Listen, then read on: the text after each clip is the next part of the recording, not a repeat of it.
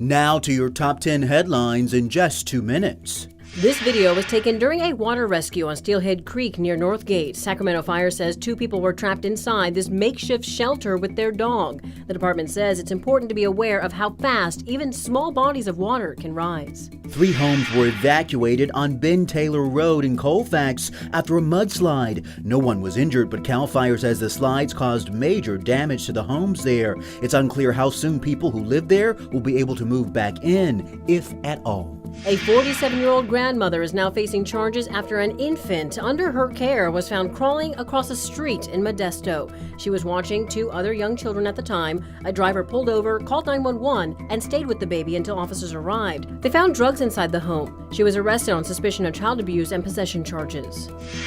Nobody was injured after this 18-wheeler flipped on its side in Tracy. It happened near MacArthur Drive. No word on how the truck flipped. 1 person is dead after they were hit by a car while crossing Antelope Road early this morning. Officials say the driver of a gray BMW couldn't stop in time before hitting the person. Police do not believe the driver was impaired. Chevron set to go toe-to-toe with state regulators after the gas company says they won't release how much they're making from selling to California drivers. The state says Chevron is the only one of the 5 major gas companies that will not comply with new regulations aimed at cracking down on excessive oil profits.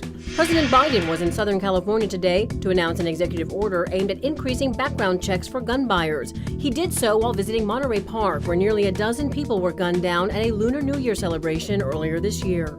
Southwest Airlines CEO is now blaming the winter weather for the issues they saw just after Christmas. The airline says they're planning to add staff during major winter storms, as well as investing more in de-icing trucks, engine covers, and heating pads. Southwest canceled nearly 17,000 flights in a 10-day period in late December.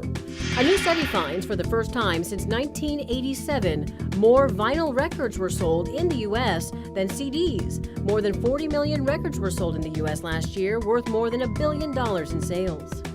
And you can now find the full lineup for this year's Aftershock Festival. Headliners include Korn, Guns N' Roses, Limp Bizkit, and Tool. The festival will run from October 5th through the 8th. And those are your top 10 headlines in just 2 minutes.